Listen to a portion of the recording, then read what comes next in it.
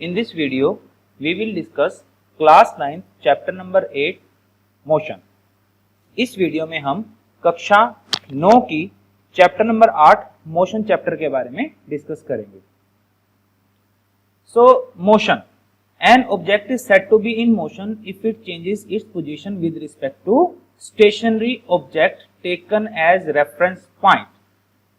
एक वस्तु मोशन में तब कही जाएगी जब वह अपनी position with respect to stationary object, जिनको हम रेफरेंस पॉइंट, जिनके अकॉर्डिंग हम उस ऑब्जेक्ट के मोशन को मेजर करेंगे, अपनी पोजीशन को वो चेंज करेगी.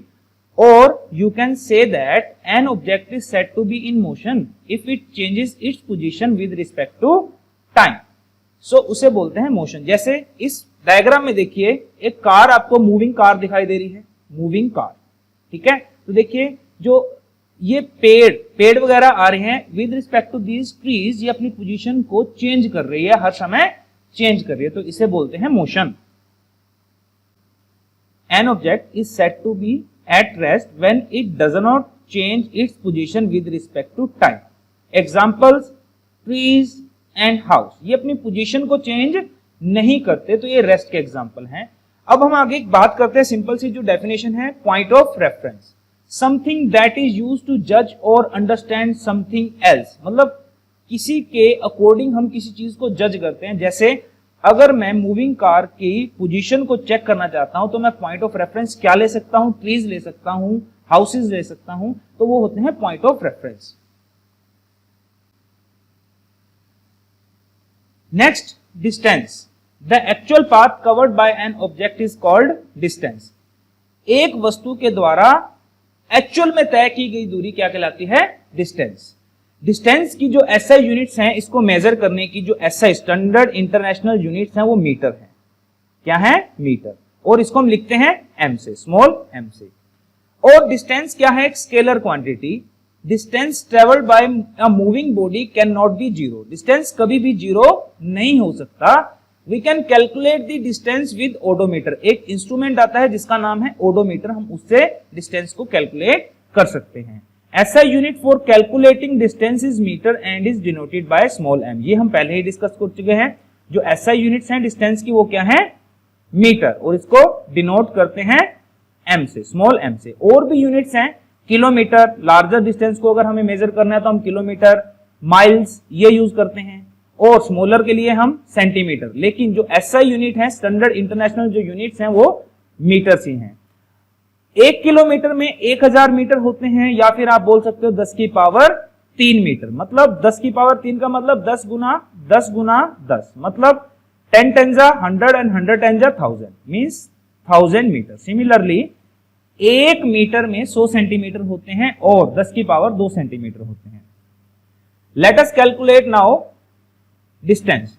मान लीजिए कोई ऑब्जेक्ट पॉइंट ए से अपनी जर्नी स्टार्ट करता है और वो बी तक जाता है, सपोज 4 किलोमीटर, और फिर वो बी से सी जाता है 12 किलोमीटर, और सी से डी आता है 8 किलोमीटर, और डी से ए आता है 6 किलोमीटर.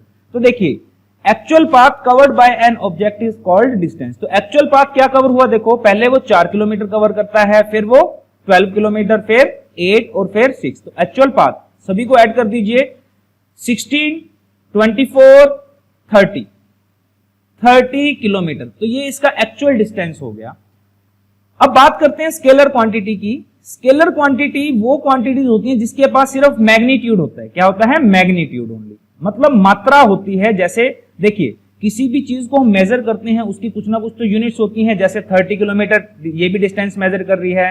सपोज ये 30 मीटर होता, तो यहां पर भी हम क्या मेजर कर रहे थे? डिस्टेंस ही मेजर कर रहे थे. तो देखिए, ये जो 30 है, ये क्या दे रहा है? इसका मैग्नीट्यूड, इसका मैग्नीट्यूड. तो ये होता है मैग्नीट्यूड. तो स्केलर क्वांटिटीज वो होती हैं जिनके पास सिर्फ मैग्नीट्यूड होता है, नॉट दी डायरेक्शन. डायरेक्शन नहीं होती. Displacement. The shortest path between 2 points is called displacement. दो बिंदुओं के बीच की छोटी दूरी को हम क्या बोलते हैं? Displacement. Displacement is a vector quantity. Displacement एक वेक्टर क्वांटिटी है. वेक्टर क्वांटिटीज वो होती है जिनके पास मैग्नीट्यूड भी होता है और एंड डायरेक्शन भी होती है. उसके बाद displacement can be zero, positive और negative. SI unit for calculating displacement is meter and is denoted by m. SI unit for calculating displacement is meter and is denoted by small m. तो देखिए displacement और जो distance है दोनों की ही SI unit क्या है, मीटर। बस फर्क इतना है, डिस्प्लेसमेंट एक वेक्टर क्वांटिटी है क्योंकि इसके पास मैग्नीट्यूड भी है एज वेल एज डायरेक्शन भी है, लेकिन जो डिस्टेंस है उसके पास केवल और केवल मैग्नीट्यूड है, केवल और केवल मैग्नीट्यूड ही है। Let us now calculate displacement. Suppose an object started from its journey from A and goes to B, then from B to C and after C to A. और मान लीजिए A से B के बीच वो 4 metre दूरी तय करता है, B से C 3 मीटर। तो what is the displacement between A and C? तो इसको कैलकुलेट करने के लिए हम क्या करेंगे, राइट एंगल ट्रायंगल दिख रही है हमें, तो हम पाइथागोरस थ्योरम लगाएंगे। तो according to the Pythagoras theorem AC is the hypotenuse. To calculate the hypotenuse we use the formula base square under root base square plus height square. What is the value of base? 4. 4 square means 16. And what is the value of height? BC 3. 3 square 9. Add these two, you will get 25. And under root of 25 is 5 meter. 5 meter from A to C, A to C. तो ये आ गया मेरे पास displacement. तो देखिए यहाँ पे अब मेरे पास क्या है, यहाँ देखिएगा मेरे पास यहाँ पे मैग्नीट्यूड भी है plus from A to C, यहाँ पर ये 5 जो है मेरा मैग्नीट्यूड है और फ्रॉम A to C ये मेरी डायरेक्शन है। तो देखिए ये एक वेक्टर क्वांटिटी है। डिस्प्लेसमेंट क्या है कि shortest path between 2 points is called displacement. Uniform motion, अब हम बात करेंगे यूनिफॉर्म मोशन की। So a body has a uniform motion if it travels equal distance in equal interval of time, no matter how small this time intervals may be. So एक object को हम uniform motion में तब बोलेंगे जब वो equal distance cover करेगी in equal intervals of time. For example, a car running at a constant speed of say 10 meters per second will cover equal distances of 10 meters every second, so its motion will be uniform. So its motion will be uniform. So uniform motion का ये example है कि एक car run कर रही है constant speed, मान लीजिए कि 10 meters per second से, तो वो हर सेकंड में 10 मीटर ही कवर करेगी, तो उस कार का जो मोशन होगा वो क्या होगा, uniform. Note the distance time graph for uniform motion is a straight line. जो यूनिफॉर्म मोशन के लिए जो ग्राफ होगा डिस्टेंस टाइम ग्राफ, देखिए डिस्टेंस कहां है, इस y एक्सिस पे, और टाइम कहां होगा हमारा x एक्सिस पे। टाइम इन मिनट्स और सेकेंड्स, टाइम की SI यूनिट्स तो सेकेंड्स हैं, ठीक है, आप मिनट्स में या सेकेंड्स में कैसे भी ले सकते हैं, और डिस्टेंस इन मीटर। तो यहां पर क्या होगा, देखिए यहां पर यूनिफॉर्म मोशन होगा इस कार का, बिकॉज हर एक सेकंड पे कार 10-10 मीटर का डिस्टेंस कवर कर रही है। तो distance time graph uniform motion के लिए एक स्ट्रेट लाइन होगा। ये बात आपको हमेशा याद रखनी है कि यूनिफॉर्म मोशन के लिए जो डिस्टेंस टाइम ग्राफ होगा वो स्ट्रेट लाइन ही होगा। Non uniform motion, A body has a non-uniform motion if it travels unequal distances in equal intervals of time, or if it travels equal distances in unequal intervals of time, or if it travels unequal distances in unequal intervals of time.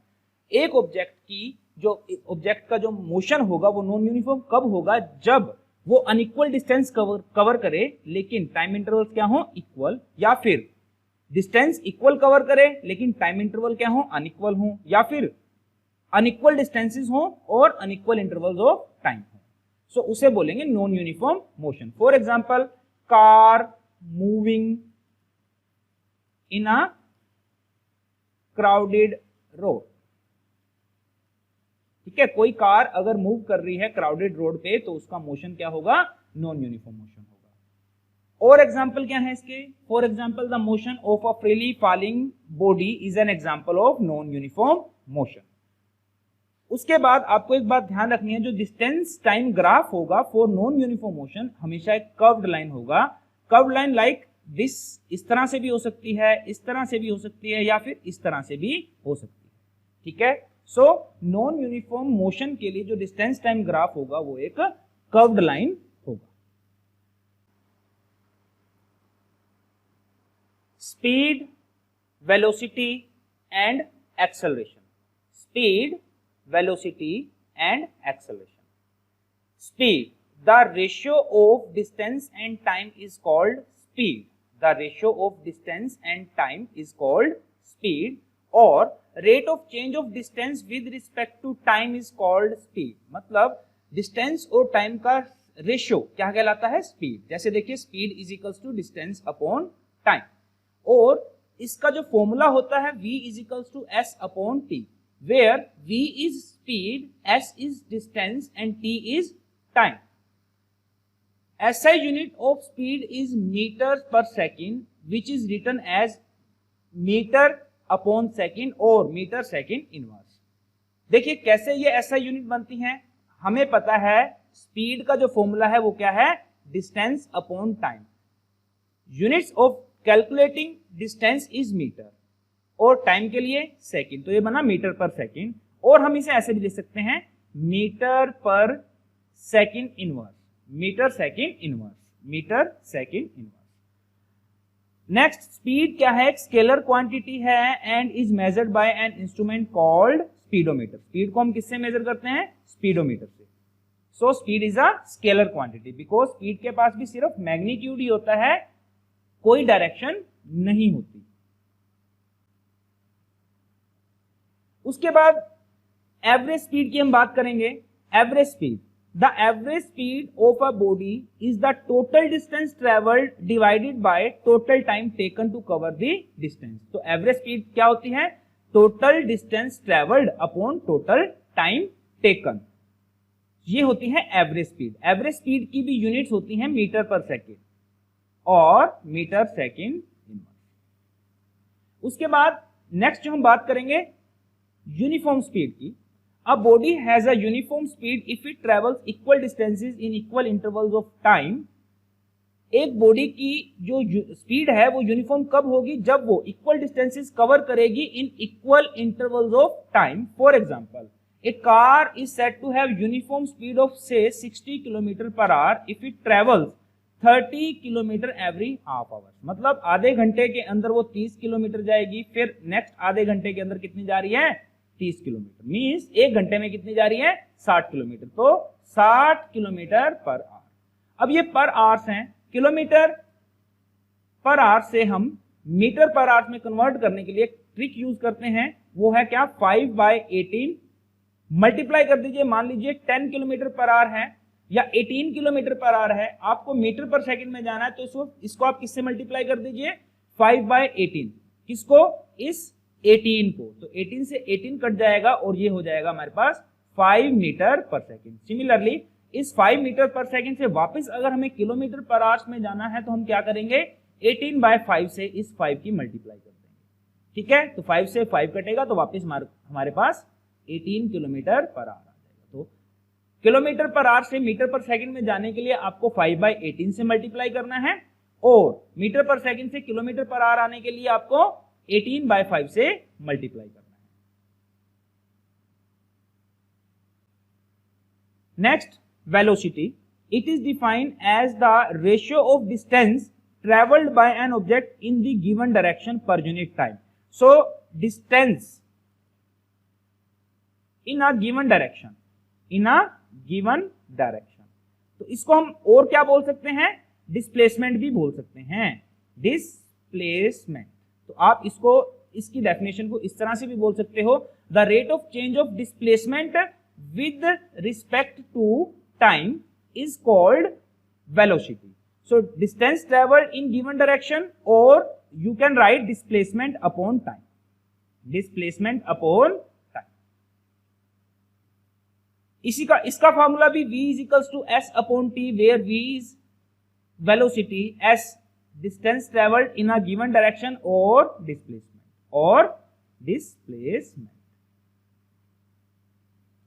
and t is time taken। तो velocity क्या हुई? एक vector quantity. Velocity क्या है? एक vector quantity, because velocity के पास magnitude भी है और डायरेक्शन भी है। Velocity has both direction as well as magnitude, so it is a vector quantity. So velocity can be zero, positive और negative. velocity zero भी हो सकती है, positive भी हो सकती है और negative भी हो सकती है। And SI units for calculating velocity is meter per second और meter second inverse. वेलोसिटी और डिस्टेंस दोनों की जो एसआई यूनिट्स हैं वो क्या है, सेम, बट जो डिफरेंस है दोनों के बीच में, वेलोसिटी के पास मैग्नीट्यूड भी है एज वेल एज डायरेक्शन भी है, मतलब distance travelled in given direction, but speed के पास सिर्फ और सिर्फ मैग्नीट्यूड है। सो वेलोसिटी और स्पीड दोनों की जो यूनिट्स हैं वो सेम है, बट फर्क क्या है, ये एक स्केलर है, स्केलर क्वांटिटी है, और ये वेलोसिटी एक वेक्टर क्वांटिटी है।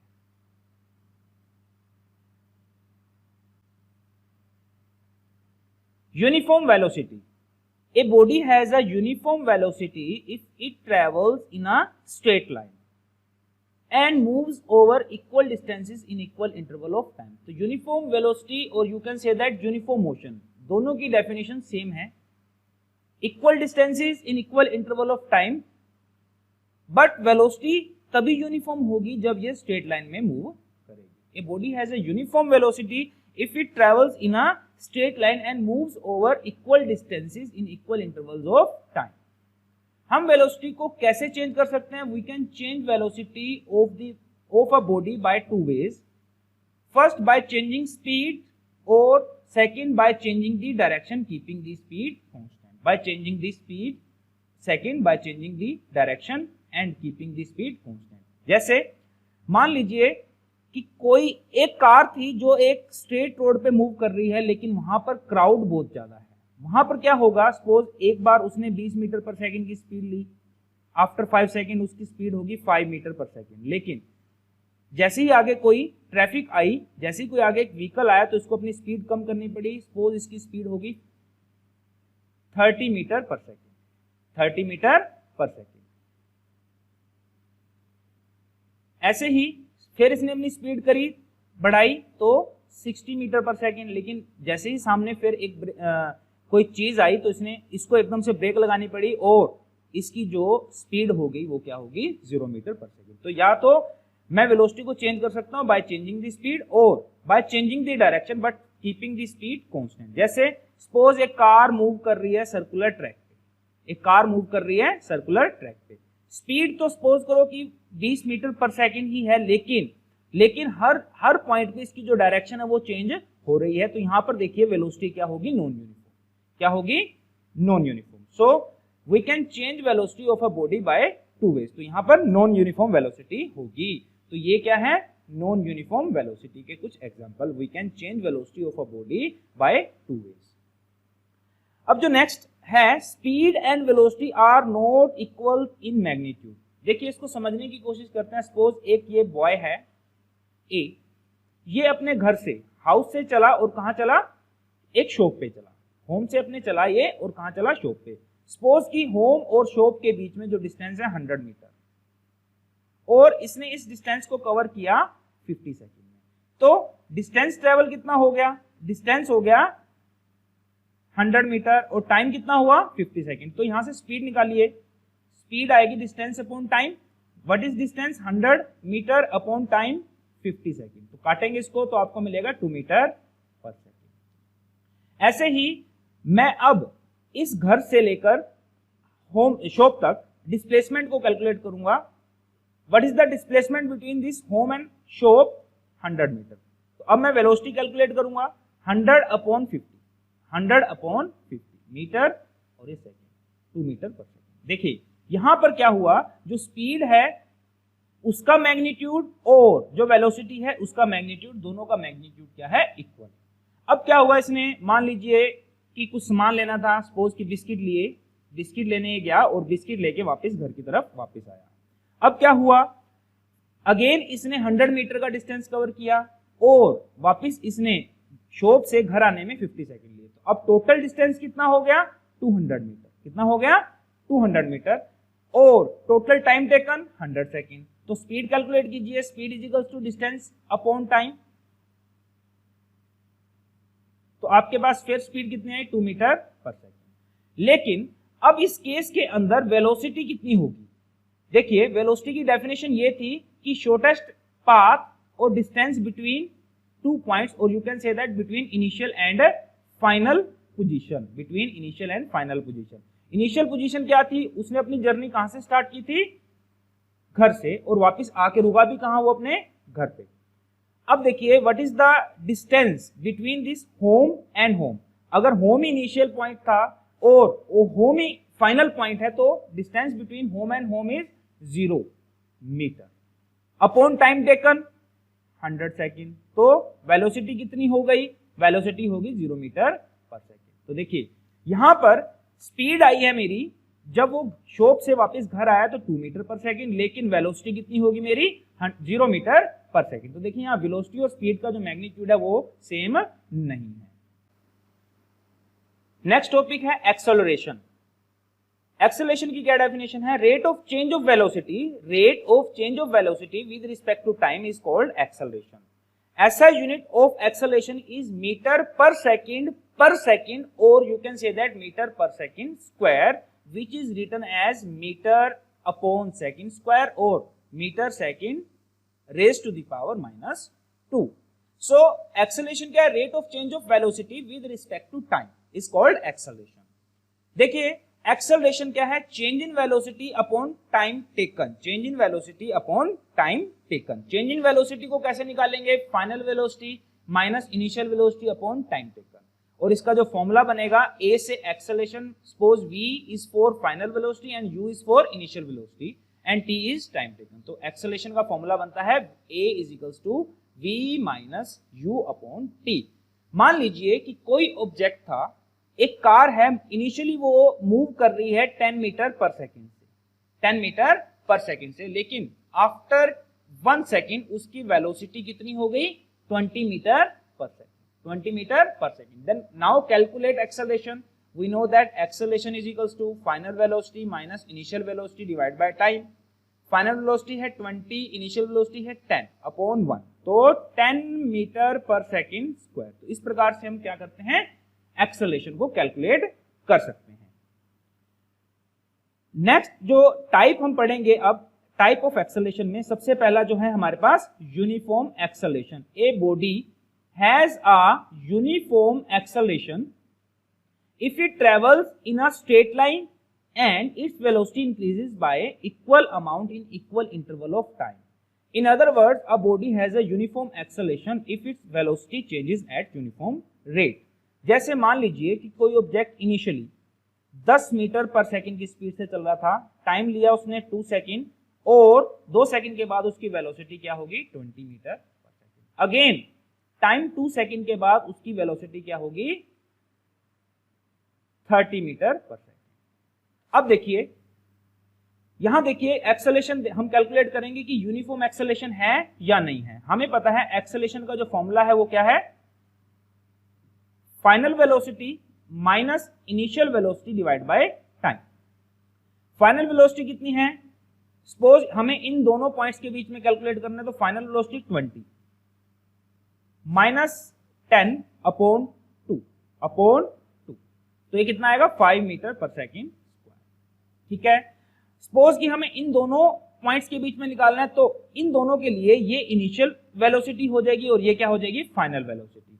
अब 30 माइनस 20 अपॉन 2, तो यहां पर भी कितनी आएगी कैलकुलेट करने के बाद? 5 मीटर पर सेकेंड स्क्वायर। तो इस प्रकार से हम यूनिफॉर्म एक्सेलरेशन को भी कैलकुलेट कर सकते हैं। तो यूनिफॉर्म एक्सेलरेशन के कुछ एग्जांपल हैं: motion of a freely falling body, second motion of a bicycle going down to the slope of a road when the rider is not pedalling and wind resistance is negligible. Wind resistance is negligible. तो इस प्रकार हम uniform acceleration को calculate कर सकते हैं, और साथ ही इसके ये 2 एग्जांपल्स हैं।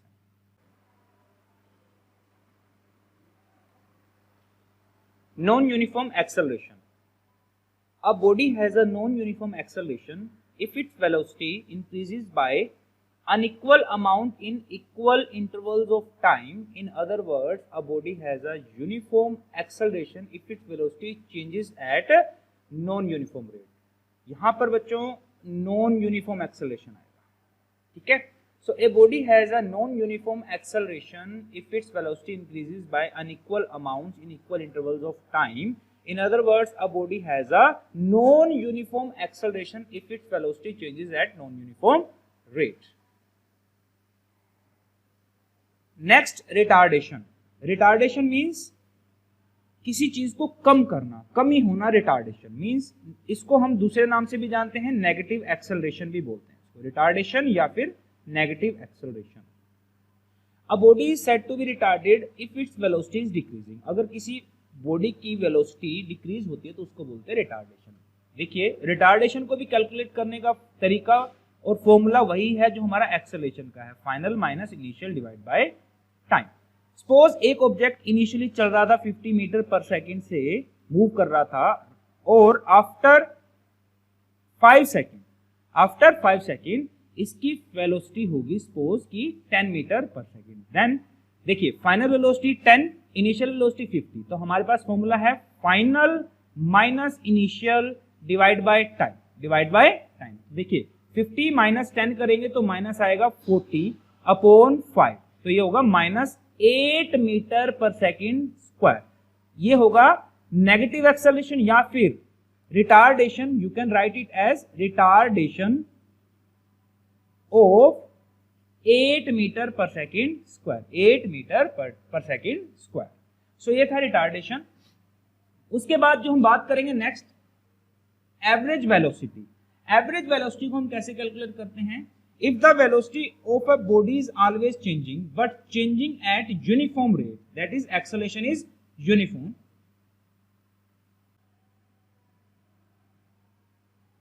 If a velocity of a body is always changing but changing at uniform rate, the acceleration is uniform. Then we called acceleration is uniform.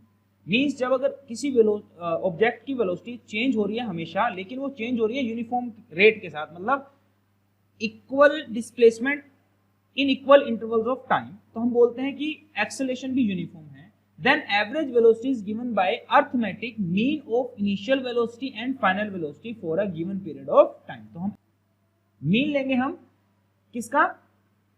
Initial velocity का प्लस फाइनल वेलोसिटी का डिवाइड बाय 2. देखिए, initial velocity plus final velocity divide by 2. तो इस प्रकार से हम क्या निकाल लेंगे? एवरेज वेलोसिटी को. तो ये एवरेज वेलोसिटी का फॉर्मूला आ गया. So this is the first part of this chapter. In next part we will discuss graphical representation of motion. तो इस फर्स्ट पार्ट में हमने अब तक जो डिस्कस किया है वो हमने motion, types of motion, speed, velocity, acceleration, distance and displacement, कुछ डेफिनेशंस के बारे में हमने देखा है. तो हम हमारे नेक्स्ट पार्ट में ग्राफिकल रिप्रेजेंटेशन ऑफ मोशन को पढ़ेंगे.